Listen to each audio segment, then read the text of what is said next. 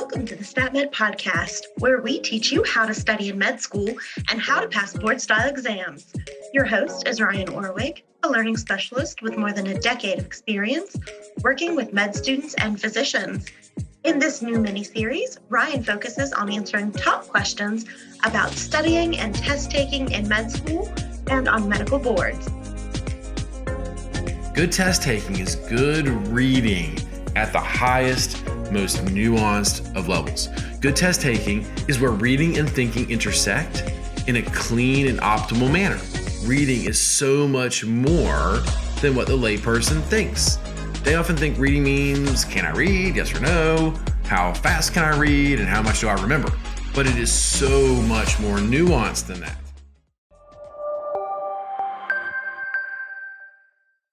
Hey everyone, Ryan Orwig here with a solo Ask StatMed a Question episode where I answer a single question about learning and test taking in med school and on boards.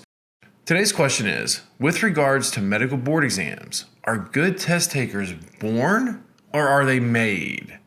This is asking if being a good test taker at the medical boards level is a nature or nurture type of thing.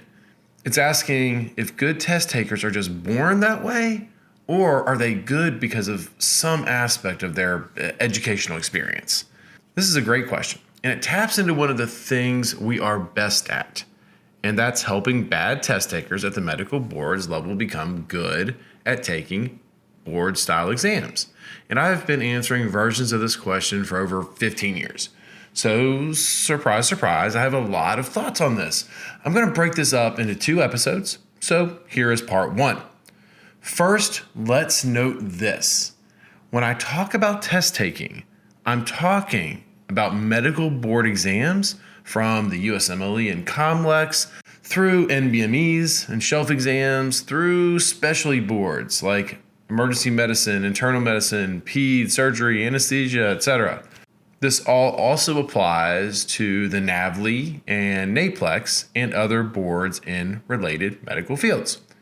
And the insights and observations I'm making do not necessarily apply to other tests these students and doctors took earlier in their careers, like the SAT, ACT, MCAT, GRE, etc. These tests have different designs and create different and lesser cognitive burdens on the test taker, and ultimately require different reading interface skills. So let's always keep that in mind. So first of all, let's define what a good boards level test taker is. The simplest way to put it is this: they can consistently show what they know on boards. They're not making any unforced errors. So that's pretty straightforward. When we talk about test taking at this level, I'm not interested in test taking tricks or deductive reasoning strategies. That stuff is all invalid in my book. The psychometricians have scrubbed all validity from those kinds of strategies from the boards. Test taking at this level should be about cleaning up the test taker's ability to interface with and show what they know on boards. Being a good test taker means you consistently plug into a question and read it accurately without adding or losing key information while drawing the correct inferences using the parts of what you know. In some manner, the good test taker narrows the choices by eliminating options that are partially false and then choosing the safest remaining answer choice, all the while not losing or distorting any aspect of the question in their reading and thinking brain. So here's a key question bad test takers have when they come to us. They say, did good test takers just learn how to be good test takers because they learned how to take tests at their high school or some college course, or they went to the right review program? I don't think this is the case. I've met with great test takers and terrible test takers from all walks of life, from rural Appalachian public schools to graduates from the best schools in the country. When I look under the hood of the excellent test taker, it's a closed system. That means it's inaccessible, it's unreadable. I can't see the gears about what's happening there. But when I look under the hood of the bad test taker, I can see the gears. I can see the computer code. I can see where things are working and where they are breaking down. I can see the matrix of it, if that makes any kind of sense. The urban legend is this. My friend's roommate's cousin went to this private school in Atlanta, and she's a psych major and doesn't know anything about medicine, but she can sit down and get 70% of USMLE practice questions right.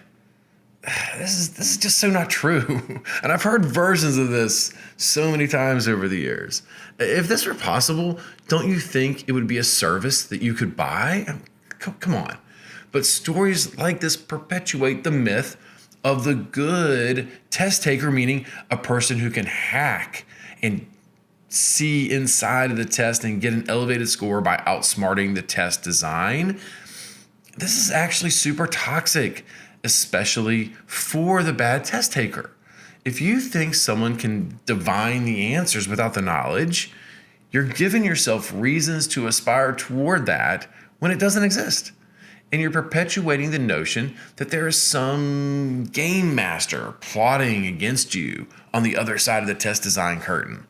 Look, these questions are tricky, no doubt. They're asking you to hold a ton of info in your head, draw specific inferences, and connect a variety of clues to encoded information in your memory. But they are not trick questions. If you think these questions are trick questions, you give yourself license to ignore any given clue that you want, or to twist square pegs to fit into round holes, or to just disregard random clues, all of which will make you miss more questions than you should, and thus make you a bad test taker. So that's a roundabout way of saying I don't think good test takers come exclusively from elite programs that taught them how to take tests like this at an early age. So to me, the good test taker is looking through a clean window with a clear pane of glass and reading the scenario on the other side of the window. The bad test taker is being asked to also read the same clinical scenario through a window, but the glass in their window is warped and splattered with mud. It makes reading the clinical scenario harder for them.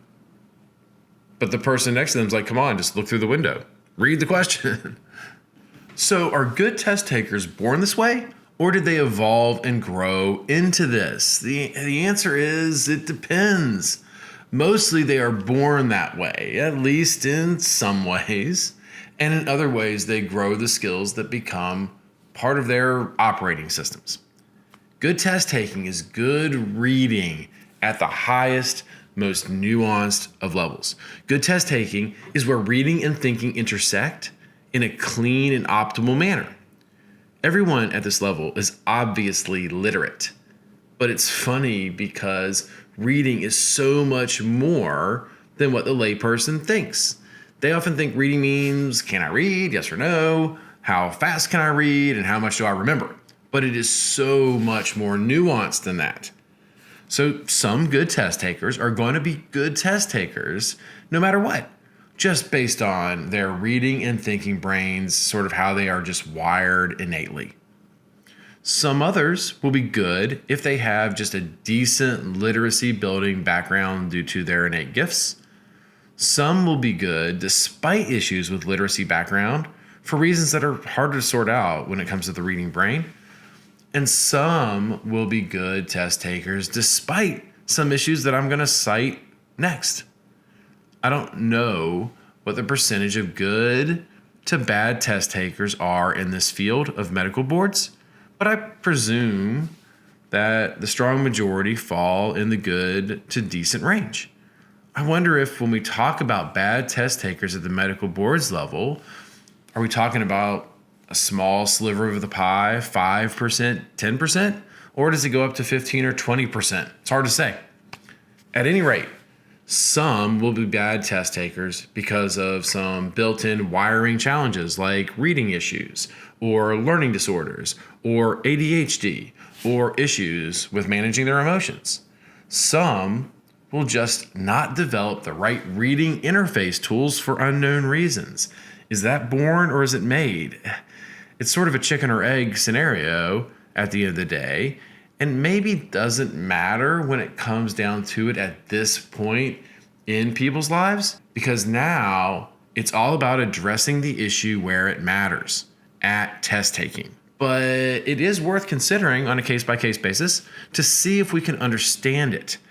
At this level, we are mainly looking at the way the testing issues manifest, and then we're concerned with installing methods to override or scaffold or work around these very specific issues. A related issue we can run into is this. When people say, can you be a great test taker earlier in life, like with the SAT or MCAT, or in undergrad exams, or even classroom exams in the didactic years leading up to boards, and then turn out to be a bad test taker on medical board exams? And the answer to that is absolutely. This can even happen from step 1 to step 2, or from step 2 to step 3, or it might not even manifest until residency or specialty boards, because here's the thing, board exam style questions are uniquely designed constructs that are unlike other computer-based multiple choice exams. That's a fact. And like any unique text-based construct, it requires very specific reading strategies to unlock the way you optimally interface with it. This is what we teach.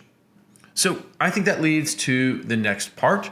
What are some of the things that make bad test takers exist?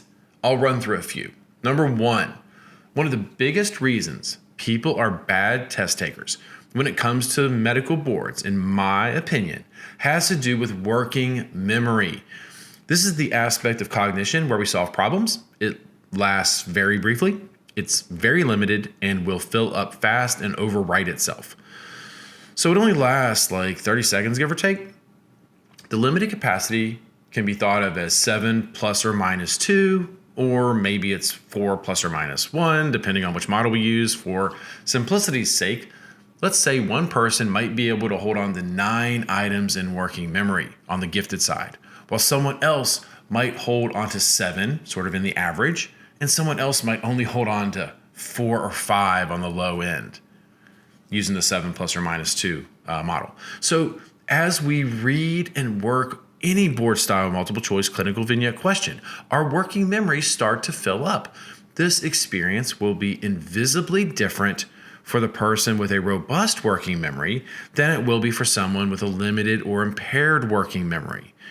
If you can hold only 5 items, you start to lose key clues or connections as you work your way through the question and sort your way through the answer options. Incoming information overwrites existing items you're trying to hold on to. This can make wrong answers appear to be right.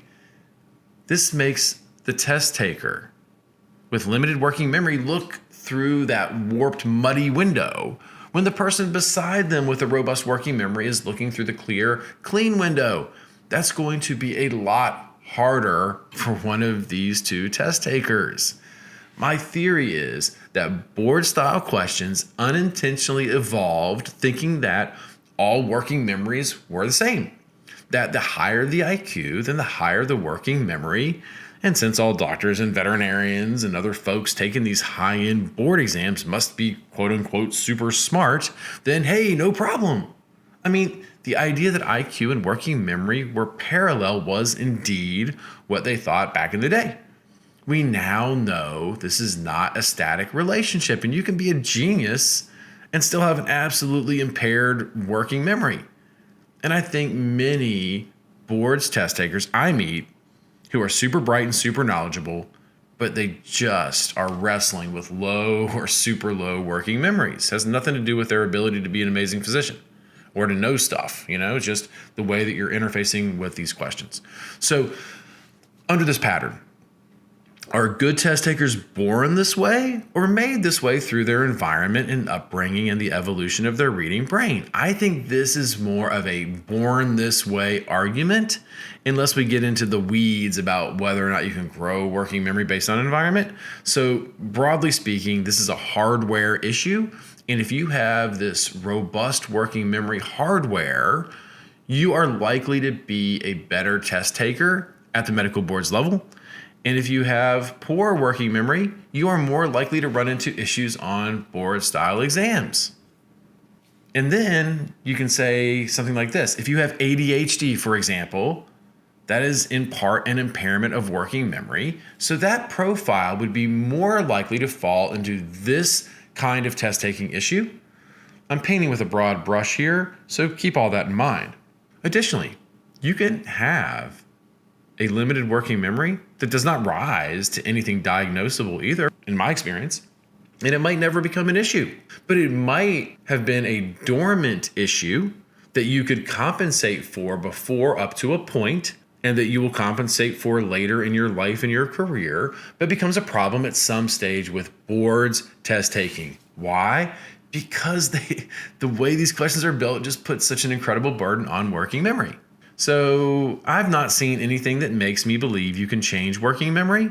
I know there are people out there looking into this and doing work in this field. I personally have not seen anything that makes me think that it works in this regard, but it might be out there. Instead, the way I deal with this is by saying, okay, there's a limitation on the working memory here. So let's install a meticulous, organized, step-by-step approach for reading and working board style questions that limits the burden on working memory. This is absolutely something you can do as long as you tie in the required behavior modifications, since bad test taking is also bad behavior.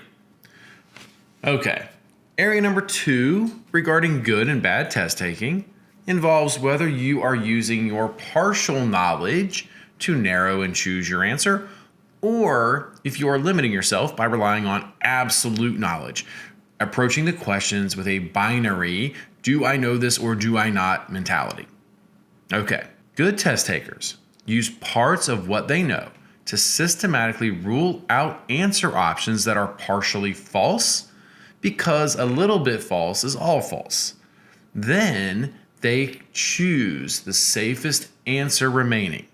Safe, in quotes here, meaning picking the option that most closely connects on the one end with the parts of what they know, and on the other end to the specific question being asked. Many bad test takers, on the other hand, often think they need to know everything to get a question right, and when they don't know everything, when they hit one little thing they don't know, they push away from the thing they know and latch onto another option. This is one of the key patterns underlying the statement of, I always narrow down to 2 and pick the wrong one. So let's try a quick scenario here with a binary test taker who is only comfortable choosing the answer if they are 100% sure they know the answer. They want to click on it and say, I know, click, this is 100% right. So when they are not 100% sure, bad things happen. And here's the thing, more often than not, on boards, you're going to be not sure. So we can't allow that to happen. So in this example here, we have a pediatric resident.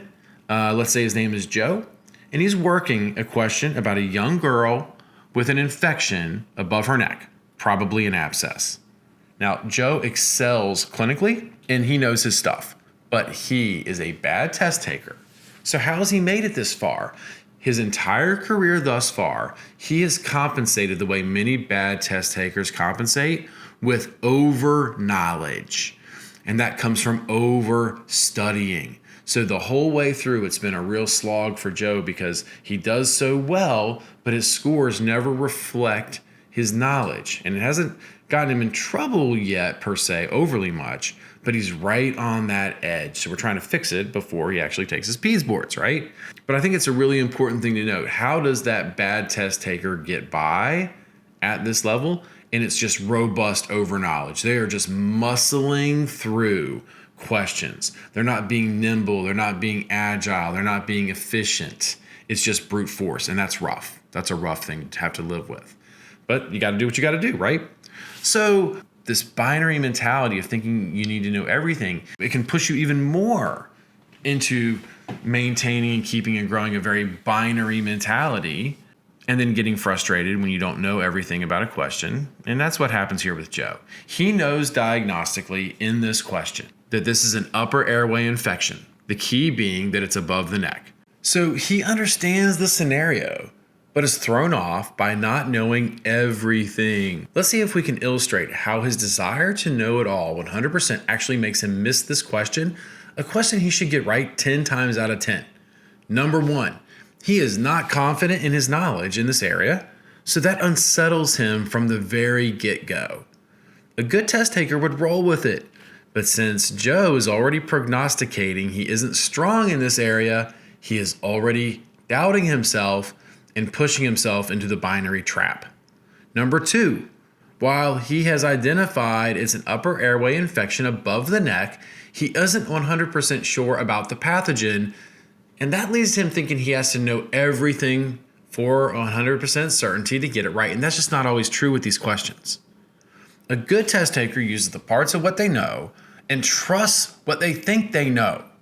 A bad test taker, especially a bad binary test taker like Joe, on the other hand, lets the fact that he isn't 100% sure push him away from the stuff that he knows.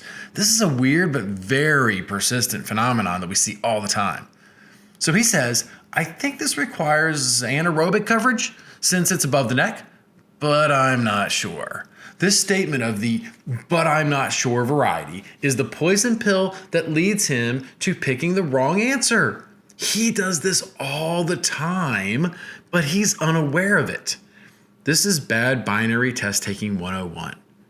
So he goes through the answer options one by one as we train them to, and he eliminates A, then B, then C. Then he gets to D, and this is where the binary mentality gets him. D is ampicillin and sulbactam. And he says, yeah, this covers anaerobes. That's a great choice if I'm right, but maybe I should go a step up coverage-wise and hit it with something broader? Okay, look, this is the right answer. This should be a lock for him given what he knows.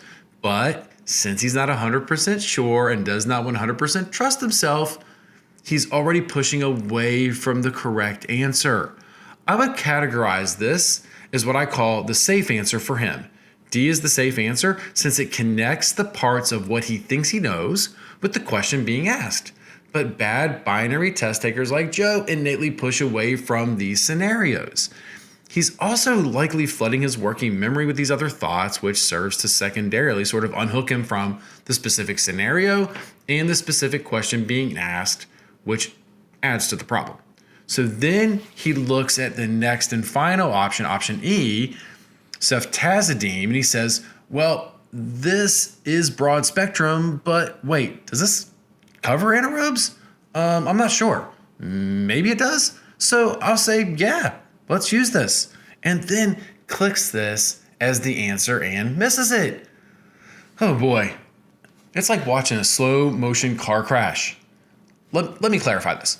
If a good test taker is tied between ampicillin and sulbactam, option D, and ceftazidime, option E, in this scenario, they would do something like this. Now, this might be conscious or it might be subconscious with their reading strategies plugging into it, but this is the way somebody would navigate this question if they had the fragmentary knowledge that Joe's carrying along with some of the self-doubt, but the good test taking would carry them through.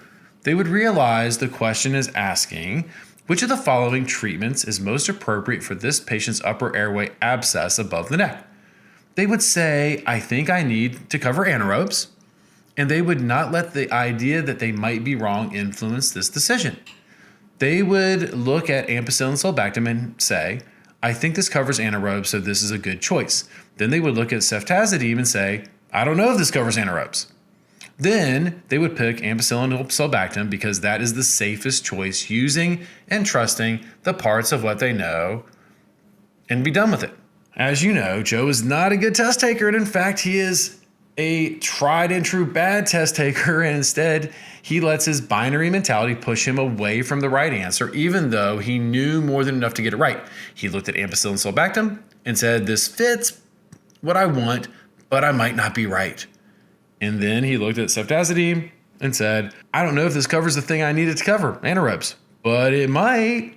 And plus, this is broad spectrum drug, so let's do it. Sort of turning it into a wild card, and it can fit whatever he needs it to. This is what a bad test taker does, and I think they get pushed into that sort of thought trap due to the binary mentality. completely pushing him away from what he knows and losing sight of what he's trying to do with this patient in this question. So this is an example of being a binary test taker.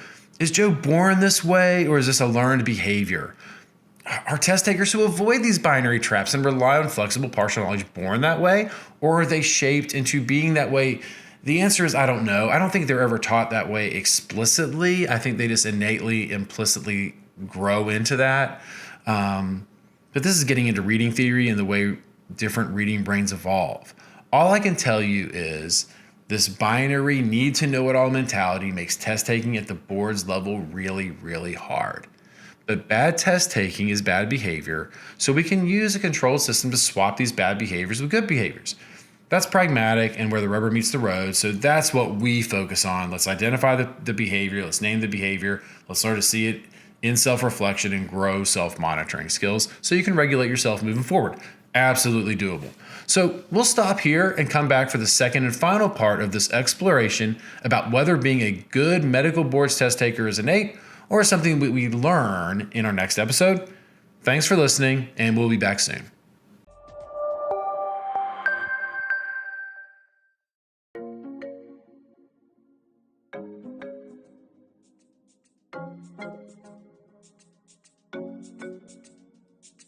Thanks for tuning in to the STATMed podcast. Join us next week for part 2.